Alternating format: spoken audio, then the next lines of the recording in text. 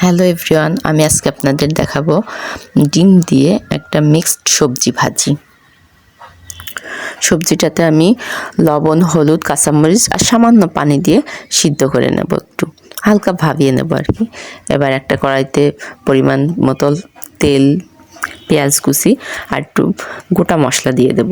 গোটা মশলার মধ্যে আছে একটা তেজপাতা, দারচিনি, এলাচ। একটু ভাজা হয়ে আসলে আমি একটু গোটা জিরা দিয়ে দেব। সব মশলাগুলো আমি এবার একত্রে একটু ভেজে নেব। ভাজা হয়ে গেলে আমি এখন এর মধ্যে 2টা ডিম দিয়ে দেব।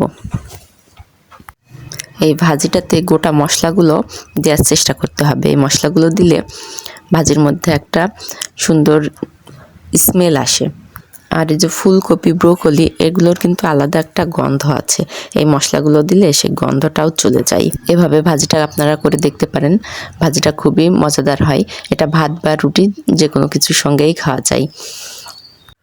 কয়েকটি সবজি একসঙ্গে নেওয়াতে আপনি পুষ্টিগুণও অনেক পাচ্ছেন, আর ডিমের পুষ্টিগুণ তো আছেই।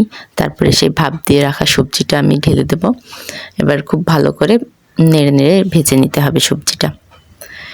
এভাবে সবজিটা আপনি ভাজি করে দেখতে পারেন, এটা খুবই মজার হয়। তো এভাবে আপনারা খুব সহজেই একটা হেলদি সবজি রেডি করে নিতে পারেন। আল্লাহ হাফেজ।